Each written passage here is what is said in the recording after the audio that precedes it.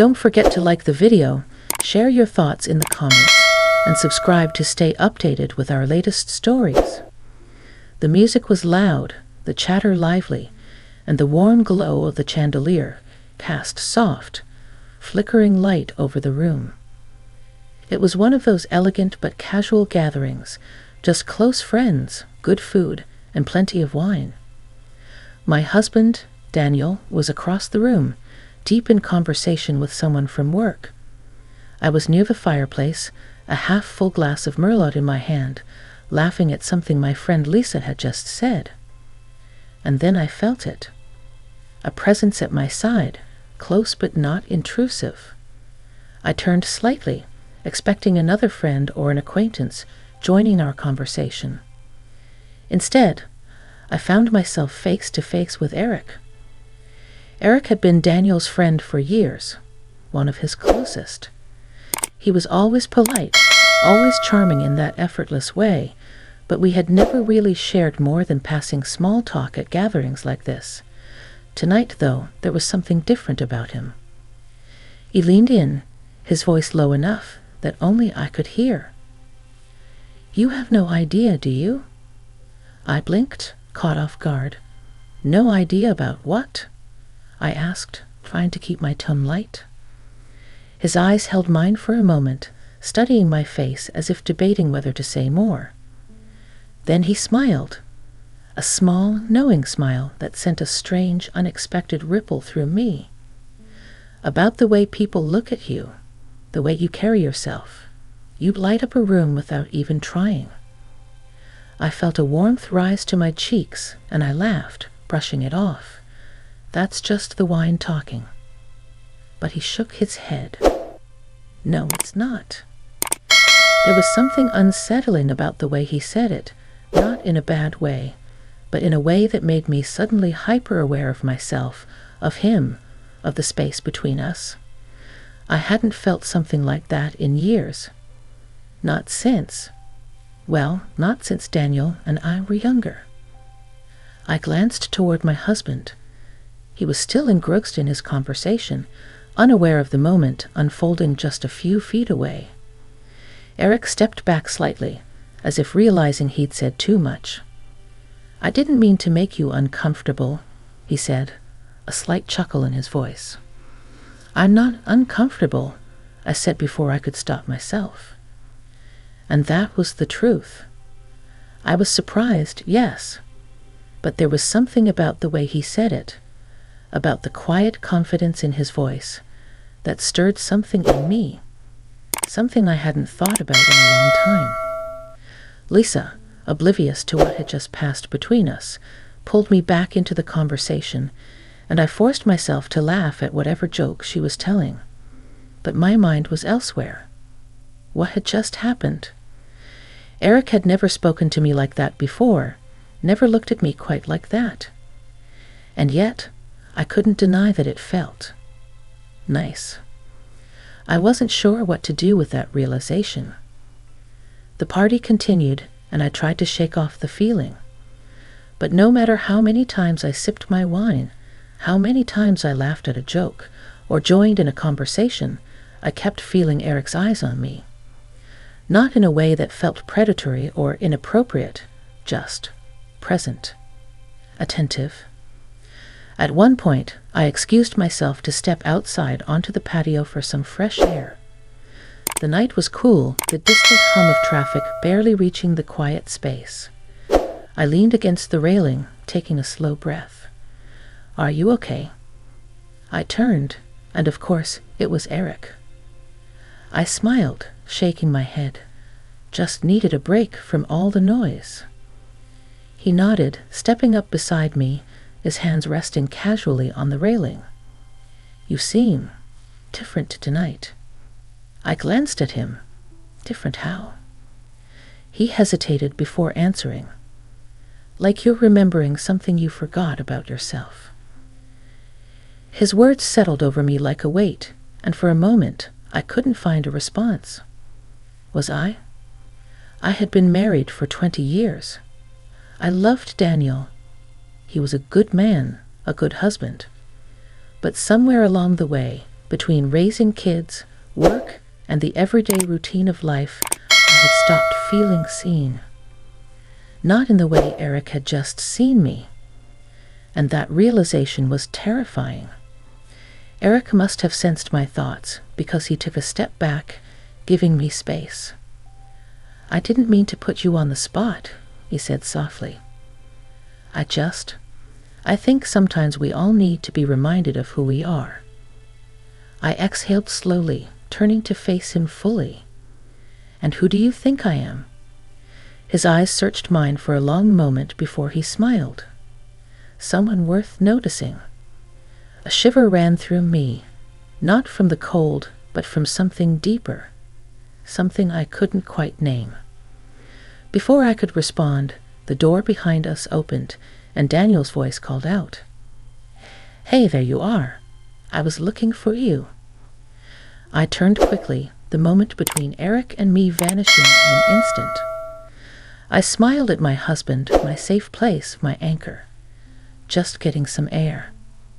Daniel walked over, pressing a light kiss to my forehead. "Come back inside. They're about to bring out dessert." I nodded, slipping my hand into his. As we walked back inside, I risked one last glance at Eric.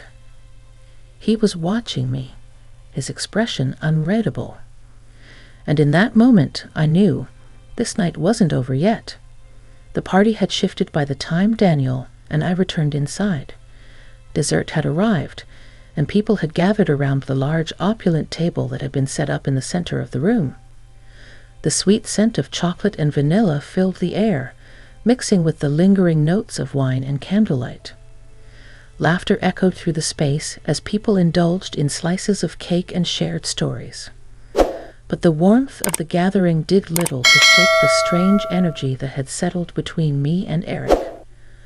I tried to focus on the conversation around me, my husband talking to a colleague, Lisa telling a funny story about her kids, but it was as if the air had changed. I couldn't help but feel that pull, that presence just beyond my peripheral vision. And every time I stole a glance, I saw Eric watching me. Not openly, not in a way that would draw attention. But his eyes were always there, following my movements, lingering just a moment too long. It was unsettling, and yet there was something strangely thrilling about it.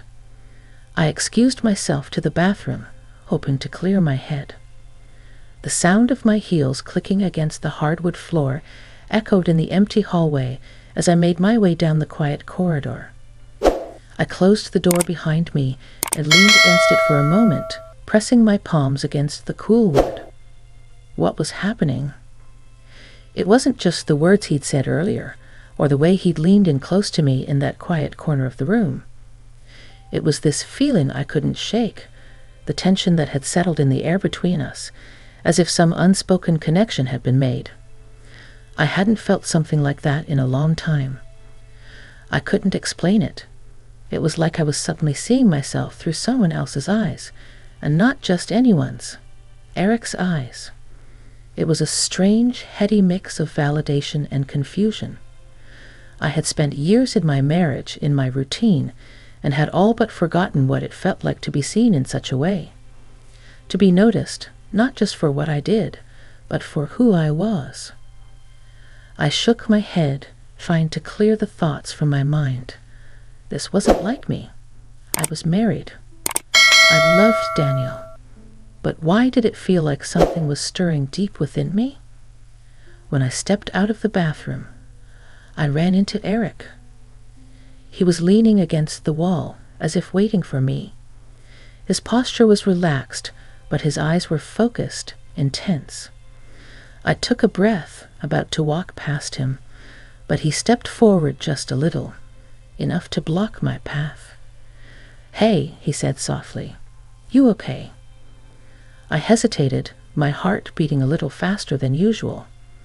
There was something in his tone, something that made me stop, even when every instinct told me to keep walking.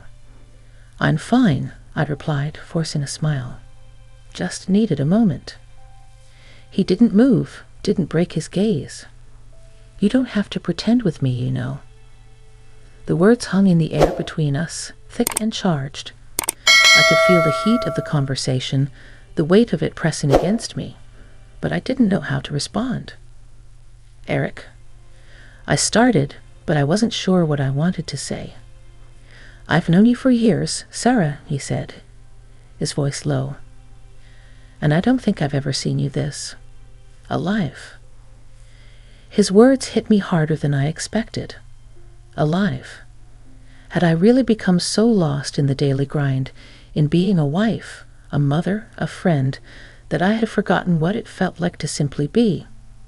To feel something other than what my responsibilities demanded of me? I swallowed hard, my throat dry. "I don't know what you mean." He stepped a little closer, and I felt the space between us shrink, the air growing warmer with each second. He was close enough that I could feel his breath, warm and steady. "I mean," he began, his eyes searching mine, "that I've always known you were someone special. But tonight, you're radiating something else. Something I can't quite name, but I can feel it. It's magnetic." His words, the intensity in them, made my pulse quicken. I had never seen Eric like this. He was always the charming, friendly guy, but this was different. It was like he was seeing something in me that I didn't even know was there. I took a step back, feeling the weight of his gaze and the heat of the moment. "Eric, Just then the door to the living room opened, and Daniel's voice called out, "Sarah, everything okay?" I blinked, breaking the trance. I hadn't realized how much I'd been leaning toward Eric, how much closer he had gotten without me even realizing it. I cleared my throat, straightening up. "Yeah, I'm fine, just getting some fresh air." Eric gave a subtle nod, stepping back slightly. His expression didn't change, but I saw something there, something I couldn't quite read. Maybe it was disappointment, maybe it was something else. "All right," he said softly. "I'll let you get back to Daniel." I didn't know what to say, so I just nodded. With a small, almost imperceptible smile, he turned and walked away, leaving me standing there, heart racing, breath a little shallow. I forced myself to walk back into the living room to join Daniel and the others as if nothing had happened. But the truth was, nothing felt the same anymore. The rest of the evening passed in a blur. The chatter, the music, the laughter, it all seemed distant, muffled, as if I was watching everything unfold from behind a fogged window. I couldn't stop thinking about what had just happened. Eric's words, the way he'd looked at me. It was like the spark of something had been lit inside me, and now I wasn't sure how to put it out. But as the night wore on, something else started to creep into my thoughts, the quiet realization that maybe it wasn't something I wanted to put out. The next few days passed in a blur. The party seemed like a distant memory, a momentary spark that had faded into the routine of my life.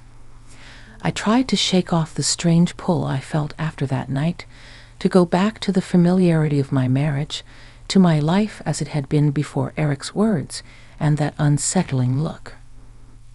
But I couldn't. Each time I closed my eyes, I saw Eric's face, his eyes intense and knowing. I heard his voice in my mind, the words that had both intrigued and terrified me.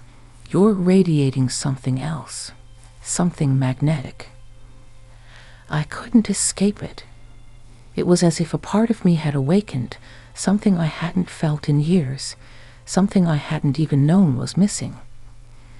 I told myself it was nothing, just a fleeting moment, an innocent compliment. But there was more to it than that, I realized. There was an undercurrent, something deeper, something that both scared and excited me. It was so subtle, so hidden beneath the surface of everyday life, but it was there. And every time I saw Eric, every time our paths crossed, that tension seemed to build just a little more. It was in the way he looked at me when no one else was paying attention. It was in the quiet conversations we had, where he seemed to notice every little thing about me, things no one else did. And it was in the way he made me feel alive, like I was more than just a wife, more than just a mother. But it wasn't just about Eric. It was about me too. I had spent so many years being defined by my roles, wife, mother, friend, that I had lost touch with who I really was. Somewhere along the way, I had stopped being just Sarah. But Eric, in his own way, had reminded me of who I could be, of the woman I used to be before life became a series of checkboxes and responsibilities. I couldn't deny that it felt good. It was a Saturday morning when it happened again. Daniel and I were in the kitchen, making breakfast together. It was one of those lazy mornings, the kind we used to have before our lives got busier with work and the kids. The radio was playing softly in the background, and we were laughing about something silly, like we always did. But as I stood there, flipping pancakes, I noticed that familiar sense of restlessness building inside me again. I tried to push it away, but my mind kept drifting back to that night, to Eric's words. "Everything all right?" Daniel asked, his voice pulling me back to the present. I smiled, trying to push my thoughts aside. "Yeah, just a little distracted. Nothing serious." But Daniel didn't buy it. He gave me a knowing look, one that said he could tell something was off. "You sure?" he pressed. I hesitated. Should I tell him? Should I tell him about the way Eric had looked at me? The way it had made me feel? But I couldn't. I loved Daniel. I didn't want to hurt him, to make him question something that wasn't even real. "I'm fine," I said, trying to sound convincing. "Just thinking about some work stuff. You know how it is." Daniel seemed satisfied with that explanation and went back to stirring the eggs, but my mind kept racing. The more I tried to push the thoughts away, the stronger they became. And the more I saw Eric, the more I realized something I wasn't ready to admit to myself, let alone anyone else. I was drawn to him. It wasn't just his words, it was the way he made me feel. The way he noticed me in ways that made me feel special, wanted, seen. It was a dangerous thought, but it was there, gnawing at me, growing stronger each day. Later that afternoon, I went to the grocery store to pick up a few things. As I walked down the aisles, I ran into Eric. He was alone, picking out some produce. He turned to me with that familiar, quiet smile, and for a moment, it felt like time stood still. "Sarah," he said, his voice low, just enough for me to hear. "I was hoping I'd run into you." I couldn't help but smile back, even though my heart was racing. "What are you doing here?" "Just picking up a few things," he replied. "I've got a barbecue at my place later. You guys coming?" I nodded. "We're planning to. Daniel's looking forward to it." Eric's eyes softened, and I saw that spark again, that unspoken connection between us. "Good," he said quietly. "I'll see you there then." He lingered for a moment longer, and I could feel the weight of his gaze on me. There was something unspoken, something we both knew but weren't ready to acknowledge. I didn't know what to say, so I just nodded and smiled before quickly moving on. But as I walked down the aisle, my heart was pounding in my chest. What was happening? Why was this feeling growing inside me? That evening, as Daniel and I arrived at Eric's barbecue, the tension between us was palpable. I could feel it in the air, thick and heavy. Every time Eric and I crossed paths, it was as if there was a magnetic pull between us, something we both tried to ignore but couldn't escape. And then, as the night wore on, the moment came, the moment when it all became undeniable. Eric was standing by the grill, flipping burgers when he looked over at me. His eyes met mine, and for a moment it felt like the rest of the world faded away. "Sarah," he said softly, his voice barely audible above the laughter and music. "I need to talk to you." I swallowed hard, my pulse quickening. I had a feeling I knew what was coming. I took a step closer, my breath caught in my throat. "What is it?" His gaze never wavered. "I can't stop thinking about you, about us. I need to know if you feel it too." The words hit me like a freight train.